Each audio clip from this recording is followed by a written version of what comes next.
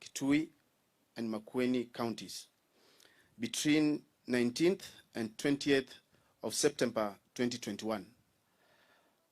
The new political dispensation. We have had a fruitful consultative meeting with elected leaders, professionals, civil society, and other stakeholders from the southeastern region comprising Kitui, Makueni, and Machakos counties. This is part of the ongoing Answer Nation discourse that puts the issues of the ordinary Kenyans, that is mama mbogas, border operators, farmers, traders, pastoralists, among others, at the center of our political conversation. This is a process of drafting an economic blueprint that infuses in the architecture of the region's economic policies that contribute towards building an inclusive nation devoid of ethnic divisions and elite domination in our politics. At the center of the Answer Nation agenda, the bottom-up economic model that focuses on the enterprises at the at the center of the Answer Nation agenda is the bottoms-up economic model that focuses on the enterprises at the bottom of our economic pyramid. In these deliberations, we have agreed on a broad framework of economic transformation for the southeastern region around the 5 key issues as follows. A, agriculture. B, water. C, roads. D, economic opportunities for the youths. And E, MSMEs. I want to invite Evelyn Mwikali to proceed with the statement. Thank you.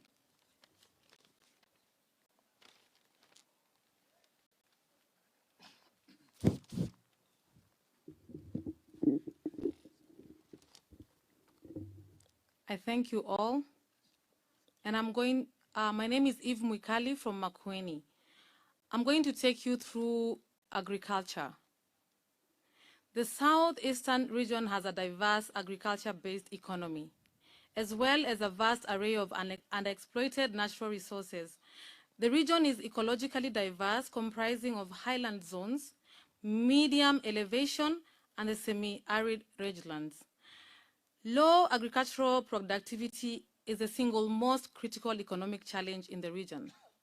In 2017, agricultural GDP per acre of the 3 counties was 26,800, compared to 100,000 in neighboring counties and as high as 240,000 elsewhere in the country. Conversely, it is also the sector that offers the highest immediate potential for putting money in people's pockets, because the scope for raising productivity is also very high. The main reason for this low agricultural productivity is water scarcity, given that the region is largely a low rainfall area and vulnerable to drought. This has made the region food insecure and dependent on relief food, which we refer to as molio. Accordingly, this meeting identified raising agricultural productivity as the region's top economic priority and water as the key enabler of socio-economic transformation. Within agriculture, the following were highlighted as the highest potential value chains in the region. First one is the fruits. Fruits are by far the highest value crop in the region, with an average value of 140,000 per acre. Acreage is still low. For example, oranges have 10 times the revenue per acre compared to green grams, but currently only 5,000 acres under oranges compared to 600,000 acres under green grams, the ndengu. It is clear that if every farm household in the region has only half an acre orchard, poverty would be eradicated. Moreover, fruits have very high potential for creating jobs through the fruit processing and other high value adding activities. We're talking about packaging and other export logistics. Thank you.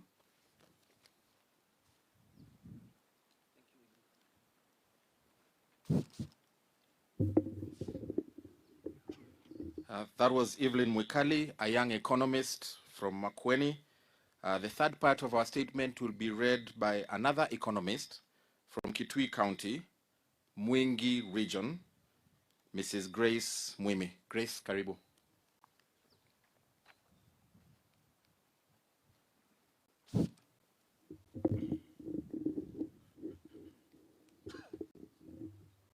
Good afternoon. I'll take through our priority area on livestock. Livestock is a very important resource in the region. The total livestock is estimated at 1.2 million cattle, 2.3 million sheep and goats, poultry and beekeeping. Investment around areas of breed improvement and value addition are some of the key opportunities identified for both dairy, beef, and mutton.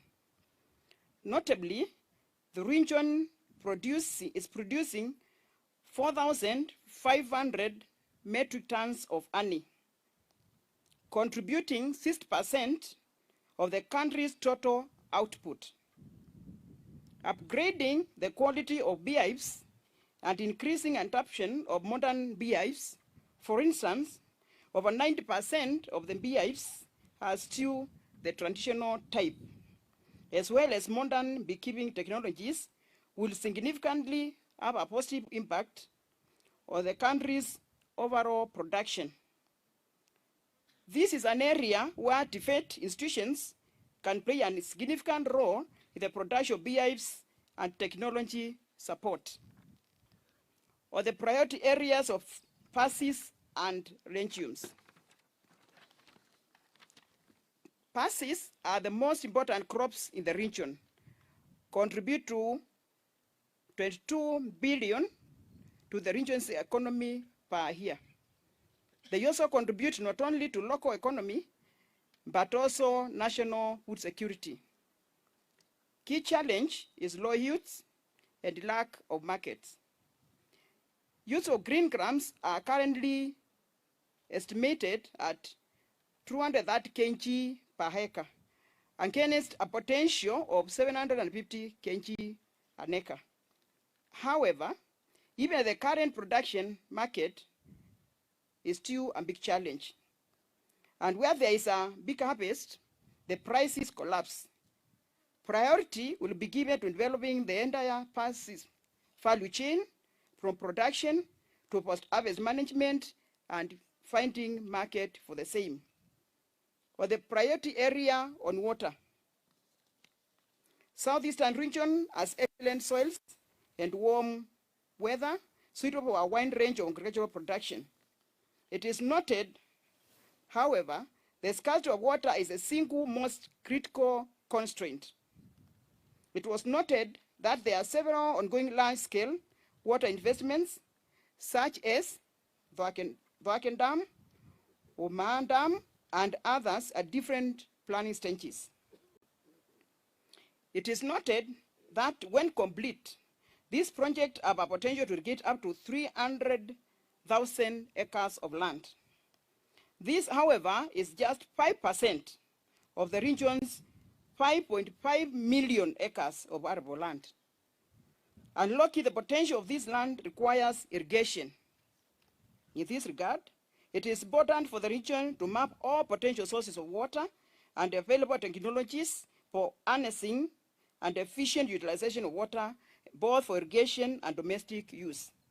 In this regard, the proposed consultations must ensure that all available knowledge on water resource is harnessed with a view to identify the short, medium, and long-term interventions that will bring the regional venereal water problem to an end as soon as is practically possible. Thank you.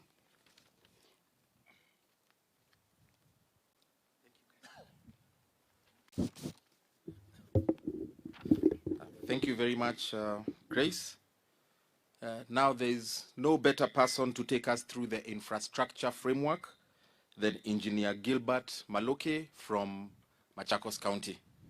Engineer Maloke, karibu.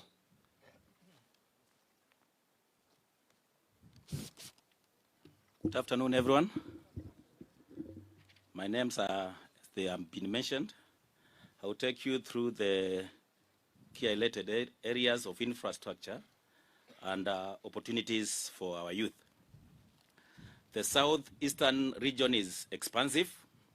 At 44,000 square kilometers is larger than most of European and few African countries. The region's investment potential and economic competitiveness is heavily constrained by poor infrastructure. The consultation will identify priority roads to improve connectivity within the region and connecting the region with the national network. Opportunities for our youth. Like every other part of the country, youth unemployment and underemployment are one of the most critical economic and social challenges in the southern eastern region. The predominance of smallholders and traditional agriculture with little capital means that there are limited opportunities for young educated people to realize their potential. It is observed, however, that agricultural transformation that is envisaged will create a lot of off-farm opportunities along the agricultural value chain. Notably, farming contributes only a fifth of the value created along the value chain, while retail, input supply, processing, and logistics generate the other 80%. As noted, infrastructure investment, particularly water and transport, are imperative. It is proposed that consideration be given to the mainstreaming job creation in these projects, e.g., through labor-intensive technologies, building capacity of youth enterprises to become contractors, subcontractors, and suppliers in all the projects that are undertaken. Thank you.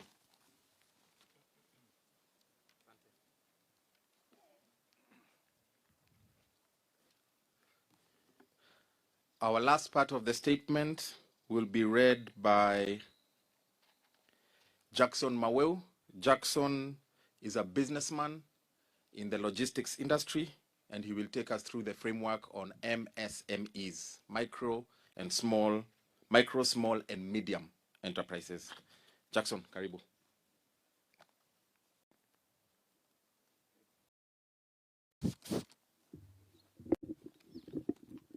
Thank you very much.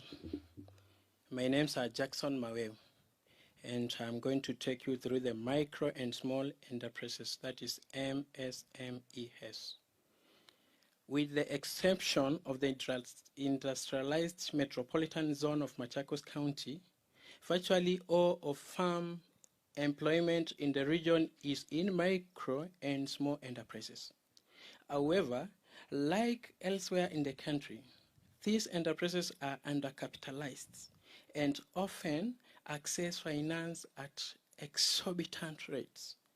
The southeastern region welcomes the ASLA nation's commitment to provide accessible and affordable finance for the MSMEs. Opportunities for MSMEs development were identified in the following areas: agro-processing and other non-farm activities along the agricultural value chain, natural resources, in particular gemstone, industrial clay, that is into brackets, ceramics, building materials, that is sand, maceras, stones, etc., and handcrafts. Today, we have structured the framework for these consultations and agreed as follows. A, to ensure that an all-inclusive conversation takes root, we have agreed on a framework of engaging beginning at the grassroots with farmers, entrepreneurs, traders, cooperatives, and other producer and business association encompassing all the key agricultural value chains, in particular fruit, trees, pulses, and livestock.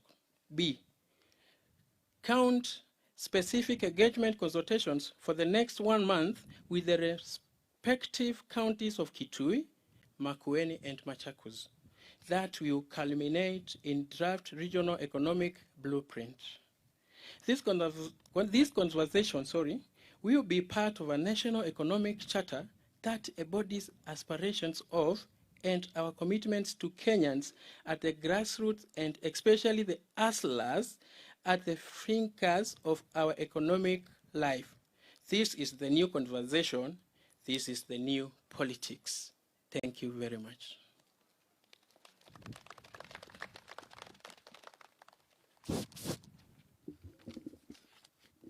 Thank you very much. That was the framework that we discussed over the last 2 days for our region. We were also joined by the clergy, and I'd like to invite Reverend Dr. Mwaya Wakitabi, who is a member of the clergy and also an aspirant on a UD ticket for Kadhiani constituency in Machakos County. Reverend Kitavi, give your remarks on behalf of the clergy. Thank you.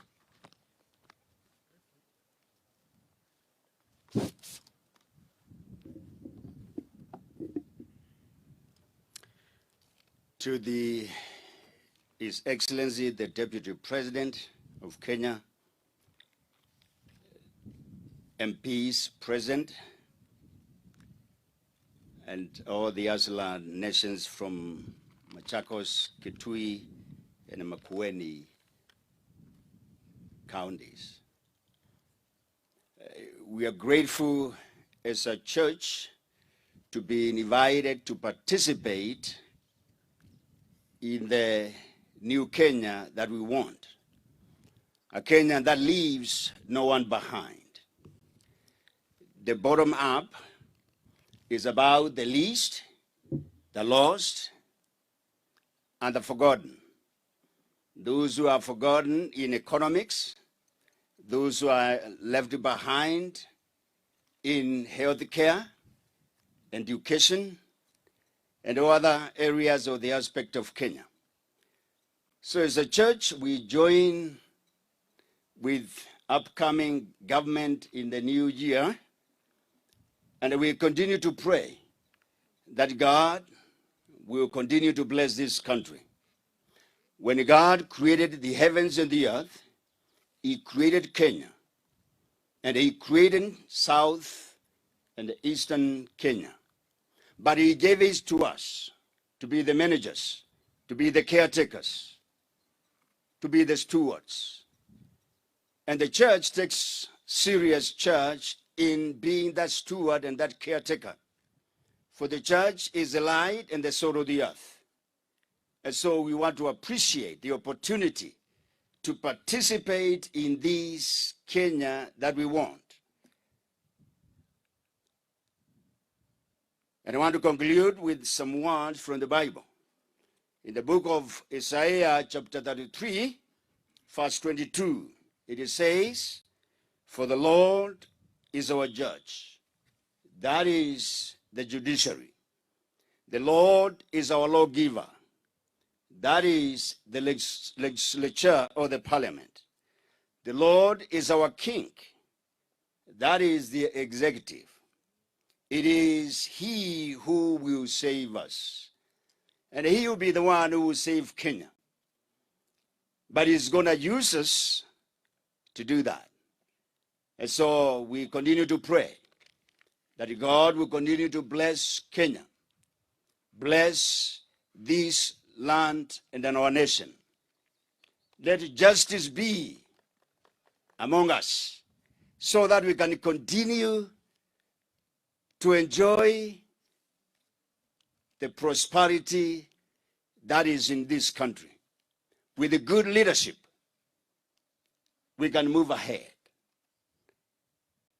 God has given us resources, and He expects us to use them wisely for the advancement and betterment of all, old and young, men and women, boys and girls across this country.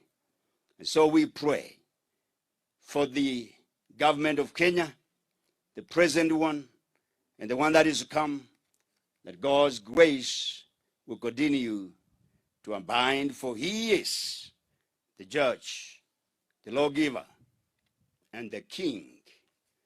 And above all, he is the Lord of lords and the King of kings. May the Lord bless Kenya. Thank you.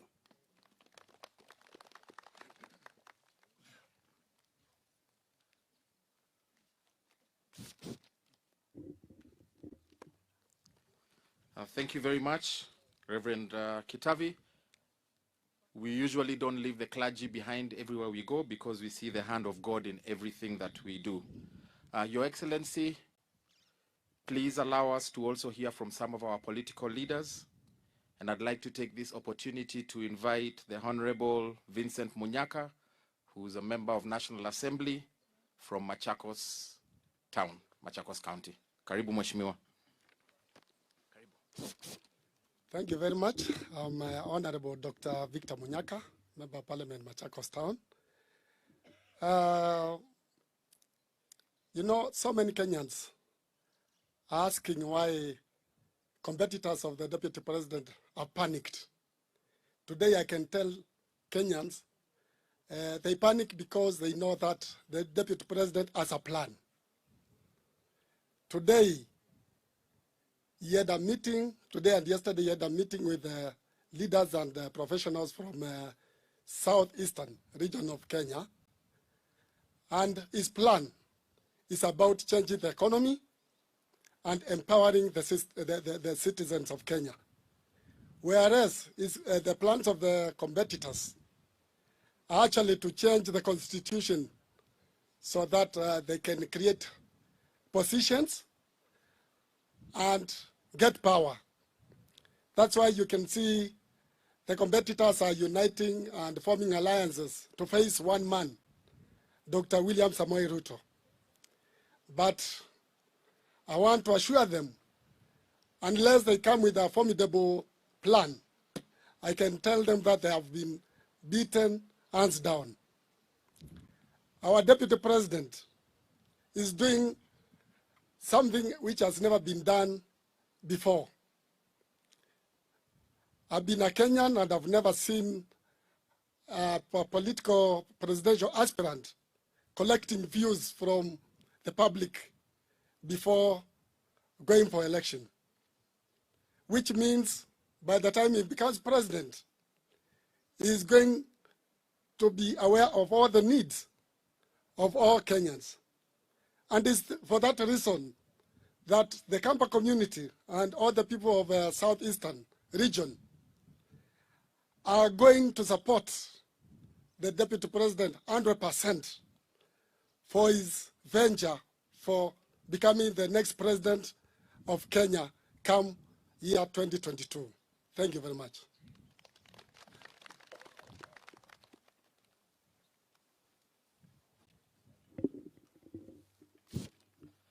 Asante sana Mheshimiwa Munyaka.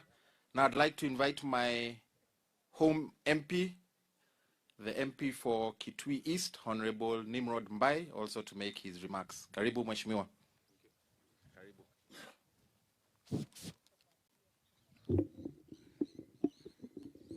I'll take this minute to praise the Almighty God for giving me the opportunity to talk to my fellow Kenyans, to the hustler nation and the hustlers and the mothers of the hustlers. One observation I've made is that what we are going through has not been done to us by God, and it is not godly at all. And what we need is to wake up and make a decision about it. Then the decision should be followed by an action.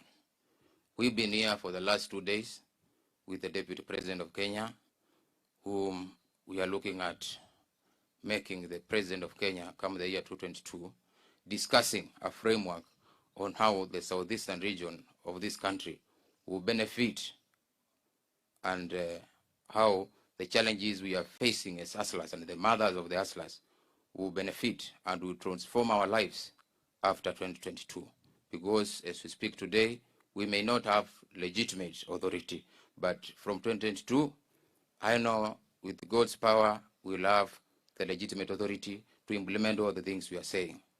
We've been here not to discuss about positions, not to discuss about power, but to discuss about the challenges we are facing and how we can deal with the challenges.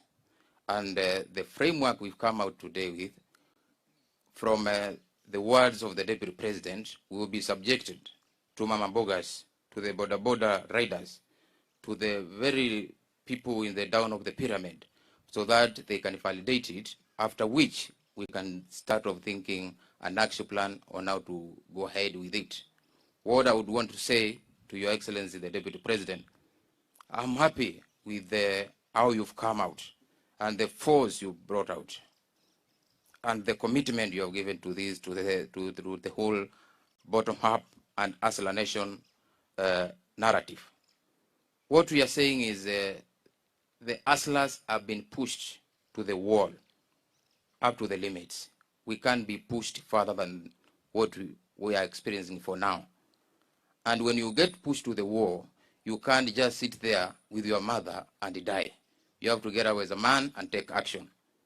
We are a democratic country. We can't go for war. The only way we can go about it is through an economic revolution. And this economic revolution should be led by someone who has the mind and the spirit to do it, and the energy to do it. And all the Kenyans have seen it, and we are ready for it. And it's our time to get up as the hustlers and the hustler mothers, so that we can march forward with our vote and get our bags off the war we've been pushed through, and that will save our nation. Thank you so much, and God bless you.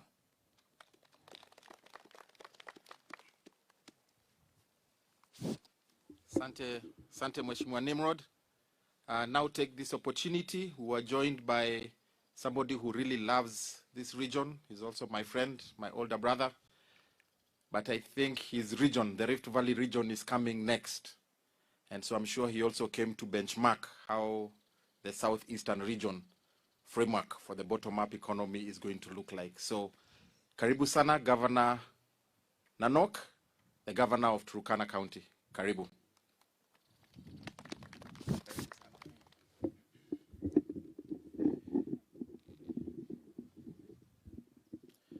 Thank you.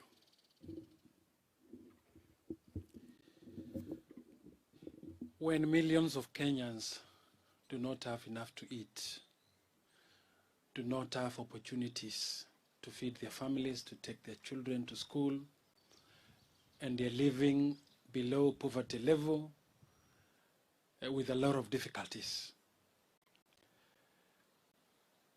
Someone from the blue who've been part of them comes up and says, I will provide you a vision to increase your incomes and to lift you up to upper voice and to be the basis of government support.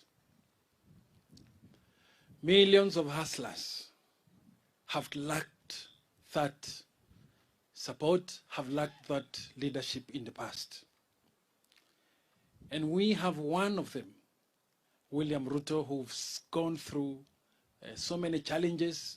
From when he was selling chicken, he still sells chicken now, to when he was surviving with a Bible in hand and trying to use the other hand to try and earn a living, saying he is going to provide that opportunity to them and he's going to form government together with them. These believers did not believe this. They thought he was just a joke.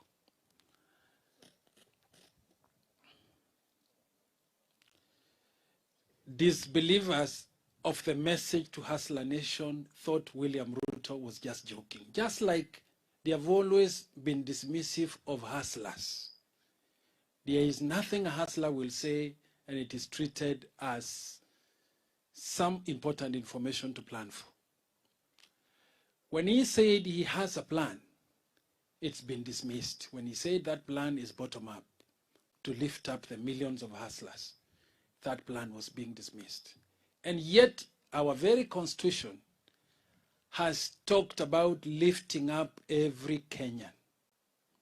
And in fact underlines, and even recently by the Court of Appeal, that public participation involving the people is going to be the critical cornerstone of any government administration.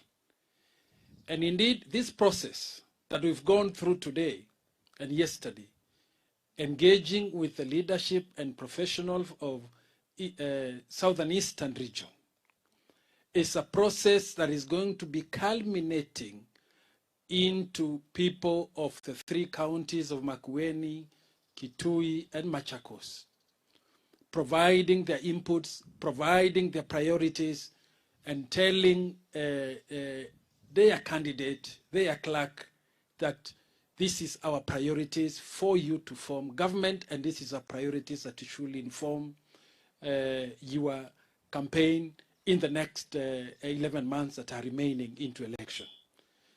I am glad this is a process that is also going across all regions. Every region in Kenya is at different stages of consultation with the people, and so that we enable this process to move forward.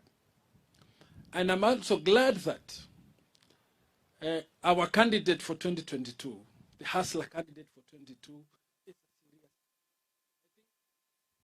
a candidate who wants to vie in 2022 as serious as him, because he has that plan, he has that priority informed by the people. And I believe, and I urge on the Hustler Nation to stand firm with him, to join him in this journey, and to make sure that he delivers on this on August 2022 and takes up government to be able to implement